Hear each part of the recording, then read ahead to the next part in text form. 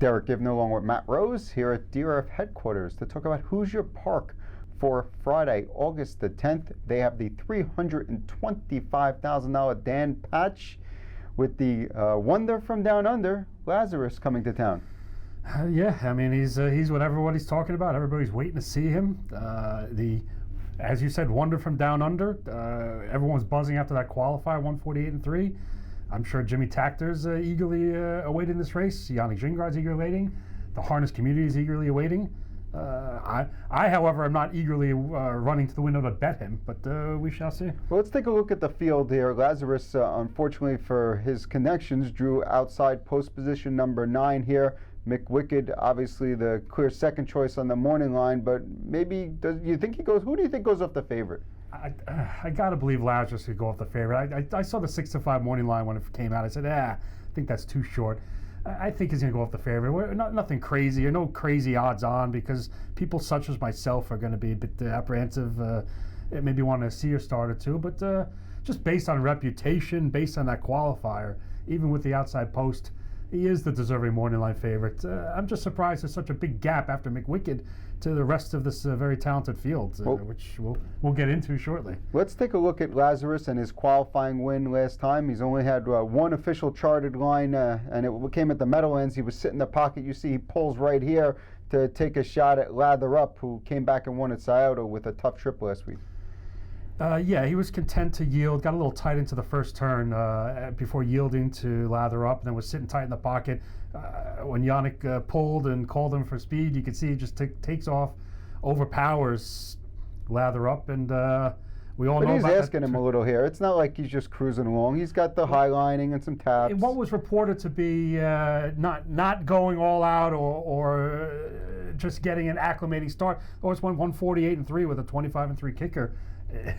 Was that an all-out effort, or is there more in the tank? People seem to believe there's more in the tank there. One thing for me there was he started from post 1. You know, he tried to push him away pretty well, and he only got away in 28-2. So I'm not so sold yet on the fact that this horse is going to fly off the gate in 26 and go right to the front, which makes me a little worried about his chances. I do think he'll float away and look for a spot.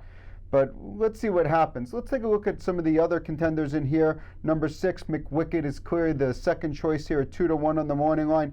Him, along with All Bets Off and Delta Winner, all coming out of the Sam McKee Memorial. We're going to take a look at that race and see how that one shaped up. And All Bets Off is on the lead here, and you see McWicked, the 12, flying out wide. Yeah, McWicked has been great this year with 6 wins and 9 starts. Looked like he's going to be home free right here, but then you see...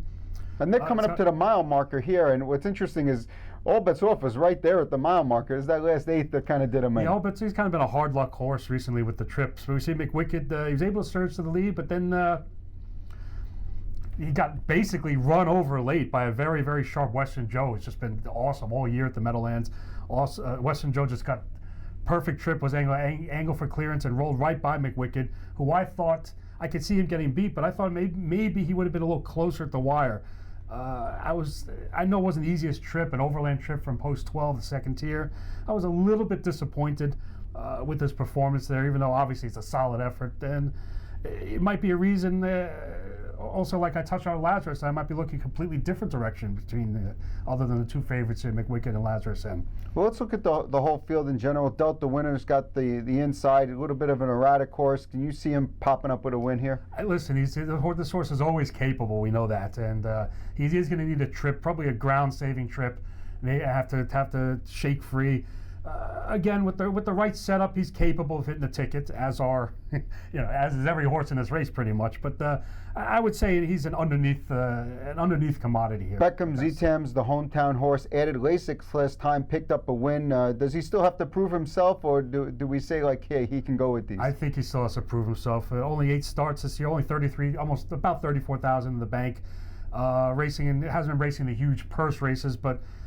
Yeah, coming off a huge 3-year-old campaign with 500 grand bank, Breeders' Crown winner. Yeah, he still has something to prove against these older horses. I think an interesting horse is number 3, Split the House. You know, we know these horses from the Chris Oakes barn can sort of wake up in a hurry. He's a horse that's proven here. He won the Breeders' Crown here last year.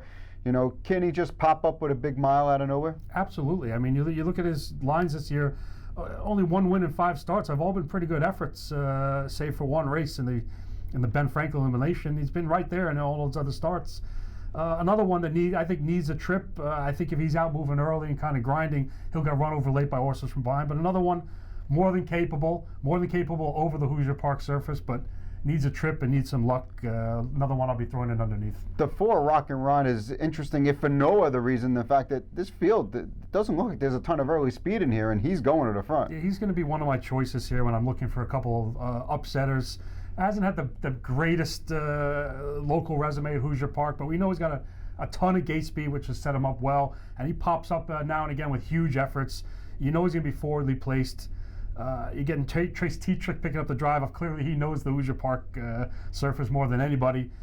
He's going to be one of my horses just forwardly placed, either cutting the mile or stalking, that I'm going to hope is going to be able to still be there at the end after being used early. And he's definitely going to be, he's definitely on my tickets all over the place and in the top spot. The 5, bit of a legend. We know he makes a lot of money, most of it on smaller tracks. You see him as much as anyone else.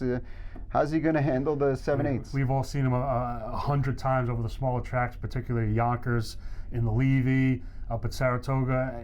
You saw that great effort in the at Northfield Park in the Battle of Lake Erie. Nice horse, quality horse. Jordan Stratton is now traveling around with this horse, fits the horse like a glove.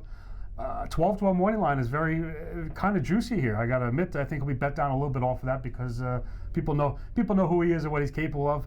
As much as I want to like him and want to use him, I'm a bit apprehensive of where he's going to be in this spot and how he's going to handle a larger track. He's more of a half-mile specialist. Another one I'll be using underneath. We covered the 6, McWicked, the 7, All Bets Off. The 8 is New Talent, another hometown horse. Does this horse have any shot? Listen, he's a nice horse, as are all of these horses in here.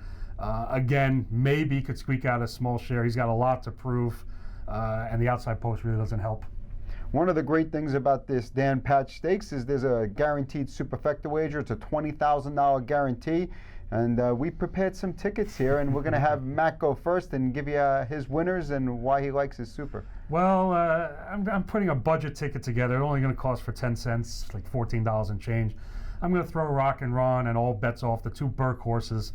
Throw them in the top spot. Either one is capable. We mentioned Rock and Ron. He should be close to the action. All Bets Off. He just keeps showing up week after week, year after year.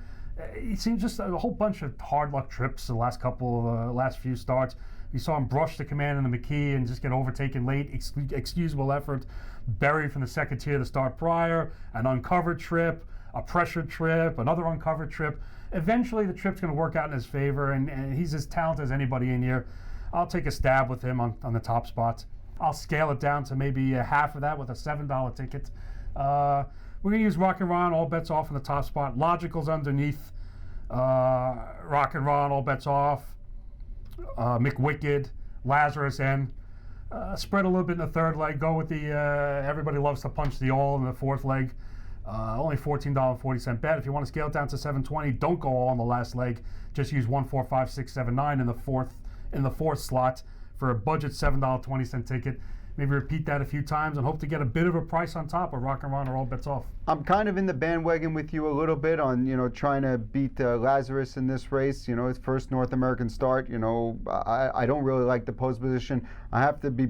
He has to prove to me that he can leave first. And get there. If he drew inside, I probably would have picked him. But from the outside, I don't love him. My ticket, I went with $21.60. As you can see, I went with McWicked and All Bets Off on the top. I feel like All Bets Off put in another good race. He just unfortunately couldn't get the extra 1/8 of a mile. This is a better spot for him. There's not a ton of speed in here other than him and maybe Rock and Ron. I think he can get into a pretty good spot there. They're also stable mates, so I'm sure they're not going to be killing each other. The 6 McWicked has been super sharp all year. I don't see how you can not use him on any tickets. And this is a long stretch here at Hoosier Park, and that should work right to his advantage. In the second spot, I threw in Split the House, who we discussed already, and of course Lazarus. I don't see how you could throw him off his ticket. Spreading wider in the third leg and using the usual all in the last leg. $21.60 for a dime investment on the $20,000 guaranteed Superfecta. It should be a great night of racing at Hoosier Park. We'll have Harness Live all night long with Garnett Barnsdale providing updates throughout the card and some handicapping advice. Good luck.